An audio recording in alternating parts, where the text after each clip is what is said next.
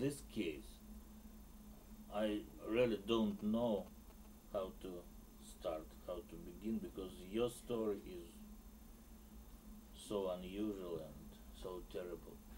Maybe you can start. Maybe you'll tell us how it happened that the innocent man was convicted in the most democratic country in the world. Well, I was stopped one day walking and questioned about seeing someone and anything.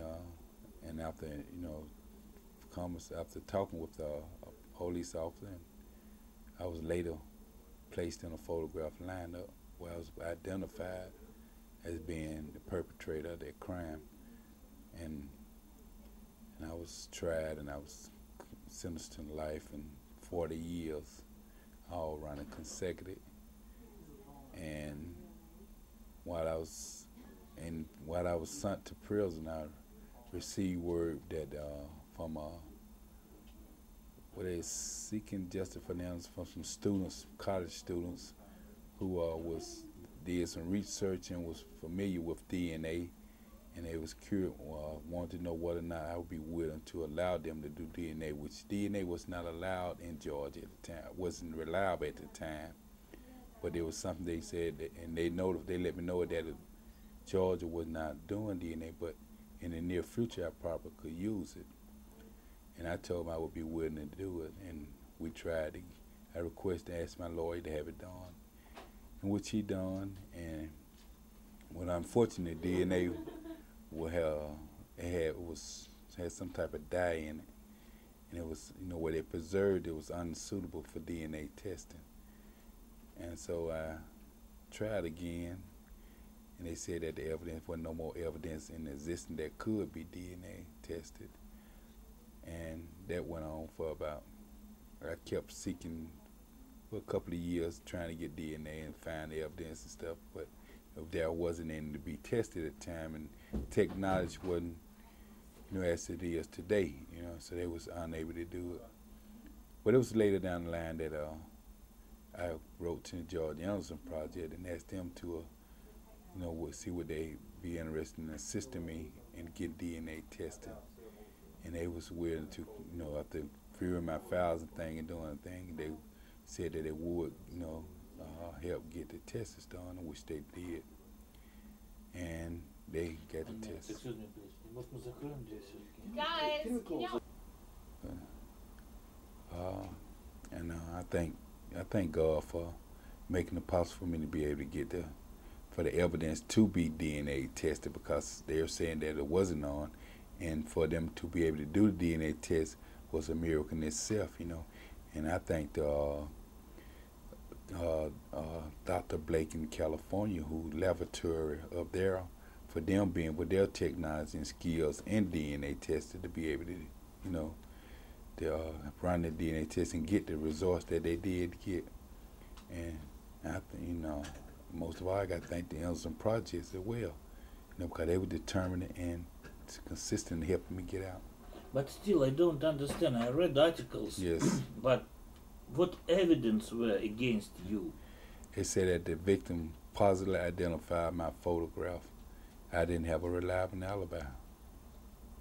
It was basically the victim identification alone. And under Georgia's law, the victim testimony itself is sufficient if believed. Have you met victim? Not since I've been home. Would you like to glance her eyes to eyes?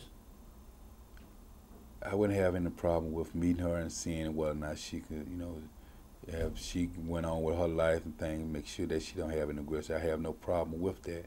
In fact, I would look forward, to meeting the victim. I would like to do that anyway. If wouldn't cause any problem upon her or cause her any hardship, I probably would like to do. I would. What do you feel about her? I thought that the victim was just being victimized again. She was being a victim of improper police investigation. I thought maybe that somehow she was coerced into subjective photographic lineup. And once I found, that once she had identified, once she had been coerced into that photograph lineup identification, it's usually that it was rarely that a victim would go back on their word. So once she had said it, she was gonna go forward with it anyway. But I don't believe she, and I actually think she probably think that I was the person, but she was obviously wrong. But everything. Of course, 17 years, it's not the 17 days, and there during the trial, of course. You're right, that's but right. You try to prove that. Well, the prosecutor and judge at that time, Mr. Richardson, that was the prosecutor name, which I asked to, we requested the DNA test. I think that had he allowed the actual physical evidence and not those slides, which meant the swabs and things, I think that the test would have been done in 1988. But even in advance, I also had wrote the judge and tried to point out things in which where it was impossible for me to have committed this crime, in which yet the judge turned it over and said that give it to the prosecutor. The letter in which he wrote, and the prosecutor said that the judge cannot just view over my case simply because he believed that I was innocent. And he could not grant me a new trial. And I thought that that the judge, all judges had a right to correct anything, any errors within their court at the time when I wrote that letter. But I don't know. But I was glad I went before another district attorney and a new judge, who had now, I think that those two there were more interested in seeking justice and not conviction. I think that the judge and the district attorney who tried me was interested in a conviction. So that's why I feel different about the two, So, but yet, I guess I thought they was doing their job, No, we are on the same age. I am also 45 now, and I remember what I could do for these 17 years, and you spend it. And is anybody going to be prosecuted, punished for this mistake, or not? Will you be paid money, or I don't know what? What the law says about that in the United States? I don't think I ever heard of anyone being punished behind that. Maybe I don't think I ever heard that. I don't think I would want to see anyone punished behind it. Whether or not I be compensated or not, I don't know about that. Yeah, probably will have to look into that there and find out. But I haven't had a chance to look into anything like that. But I just want to move on, and just try to get my life together and try to do, whatever I could do to try to help someone else, and that whatever happened to me, keep it from happening to somebody else. That's what I want to do. Whether or not I feel though that, how can you compensate me for 17 years? What do you have? Who will return to you? Huh? Who can return you the 17 years? You can't. How can you compensate me? I done lost the best years of my life. I lost family members, kids didn't know me. What kind of compensation could you give me? Were you married?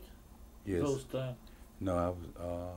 I know about your fiancée who supported Right. you this time. Well, Where is she now? She's at work. My fiancée is at work. When I was arrested, I was married and got a divorce. At the time of my conviction, when I was convicted, I ended up getting a divorce. Well, my wife divorced me because behind there. Well, I guess. Did you have children? Yes, I have 3 daughters. Those time? Yes, I had 3 daughters when I got arrested and when I went to court. Has anybody from your family visited you? in the prison. In prison. So your daughter's former wife, or No, well, I didn't. My family member, they visit. I got visited every now and then. I got visit, but I don't think visit helps much when you haven't done much. But they come, you be needing support. You want this support and thing, but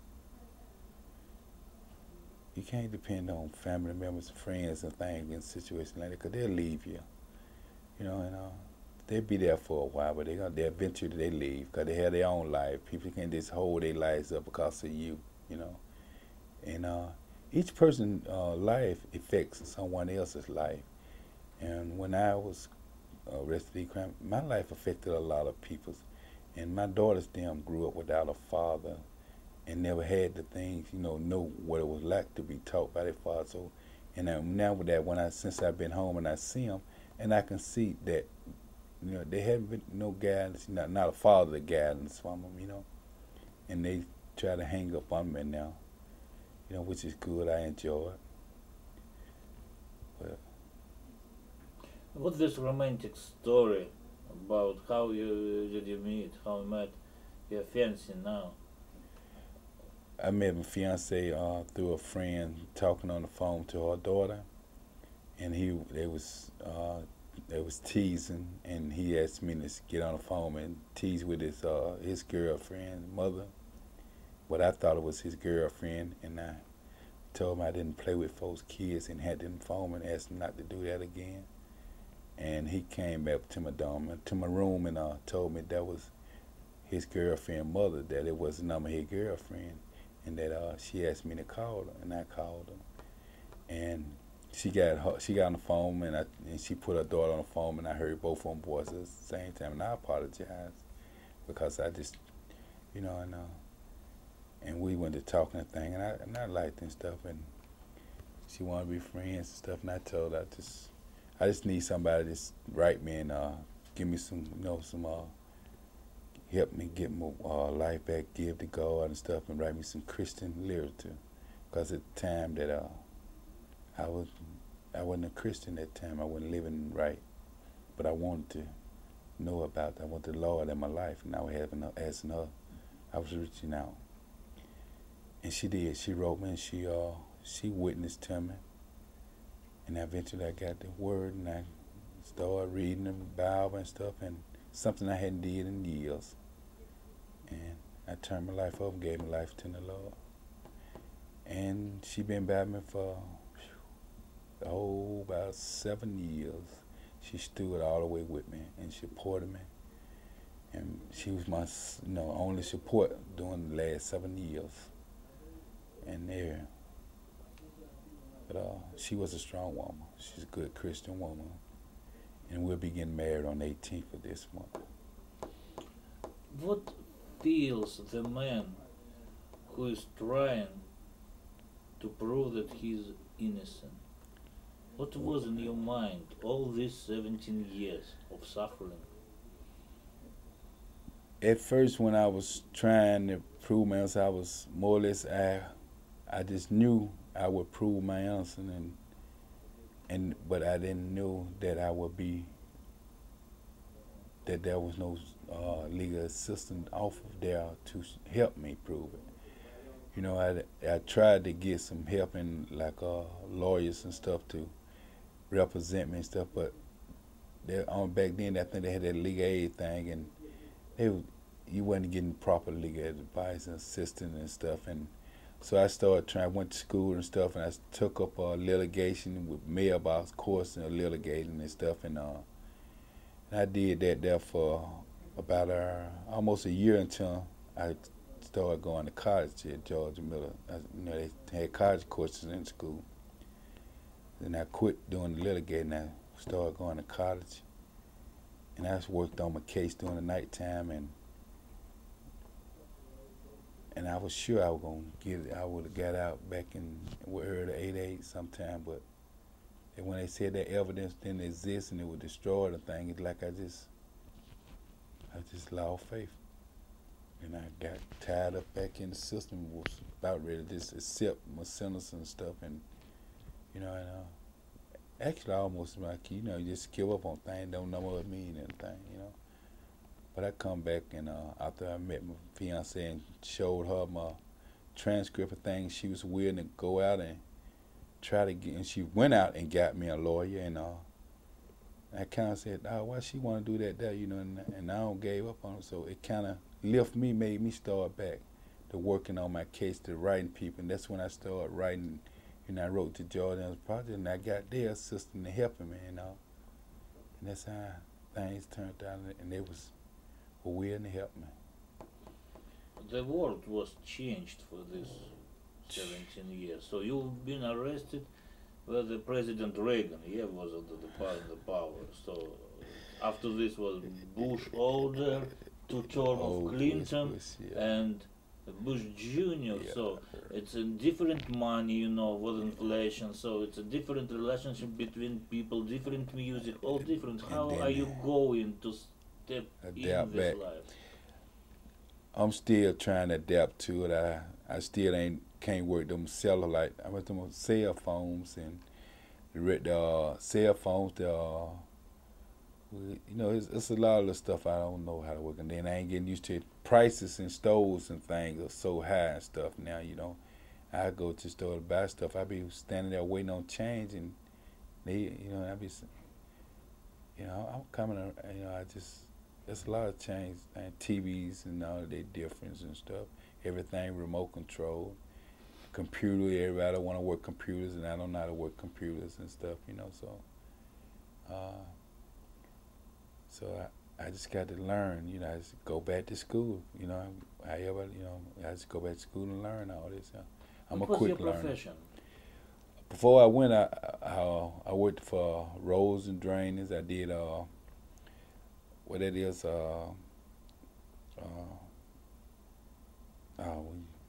landscaping, and then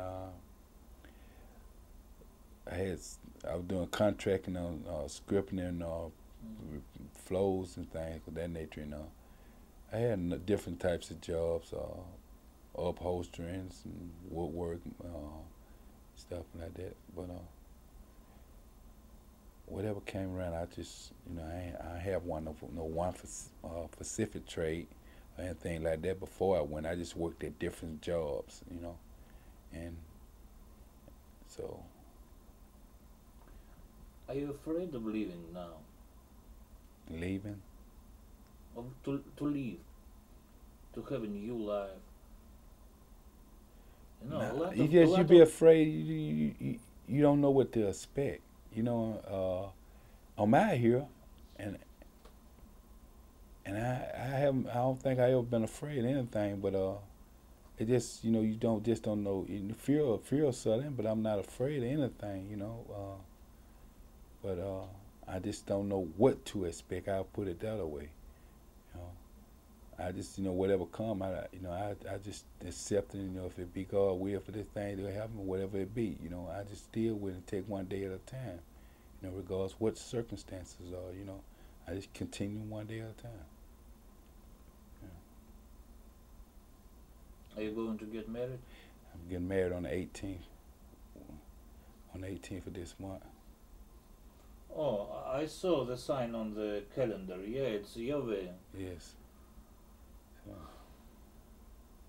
Do you have any question? Some question, спросить?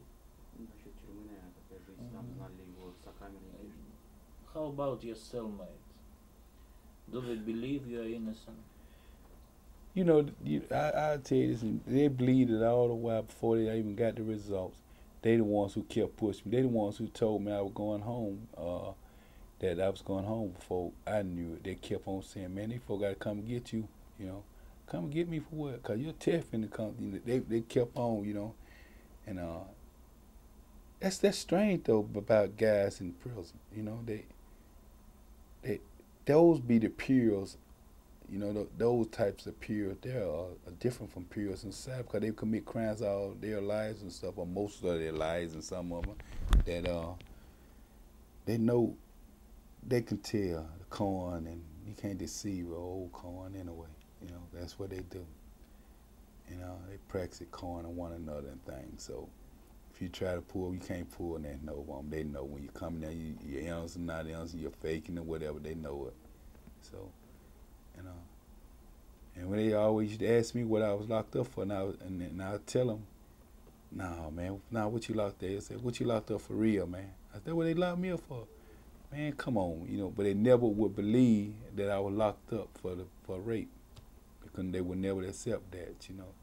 They always thought I was in for some drugs or robbery or something, or thought I had killed somebody or something like that there. But they never, you know, considered me being in for that there, you know. And I told them what I was in for. And I used to ask them, why y'all think I don't do sell some dope or kill somebody? You think I won't do nothing like that? That don't bet you, man, you know, like that. I said, how you know? I just like to play with them and stuff when they go talking like that. I be trying to figure out how do they judge people. That's what I consider as judgment when you're doing that. But I don't know. So. What could you advise the people who can get your situation? Because I suppose we'll tell Amy later about this, but you are not alone. What can they do? How can they prove the there innocence? Are people. I believe with all my heart, there's hundreds of people in there who are innocent of crime they'll commit. But I believe there are thousands of people in there who is unjustly sentenced with harsher sentence that they didn't deserve. And I think that when I look at all the places in which that an inmate was able to seek legal assistance, there was about six places on there, and only one offered legal advice that the George Innocence Project offered for us trying to get a man back in the court. So without the George Innocence Project, the prisoners have no kind of legal defense, no kind of way of getting back in the court. So they just sitting back there stuck. And the sad part about it is that the George Innocence Project have interns who volunteer their time to come in and help try to get guys who are wrongly in prison now, but yet they don't have the space and the things that they need to do the job the necessary to do, because you have so many of them that they can help, and they can only do a few of them because of, you know, the space that they have, and, you know, they're not able to do it, and lack of machinery and stuff. They can only do a certain amount of things, you know. But I think that they need, people need to trying to offer something to help them help others.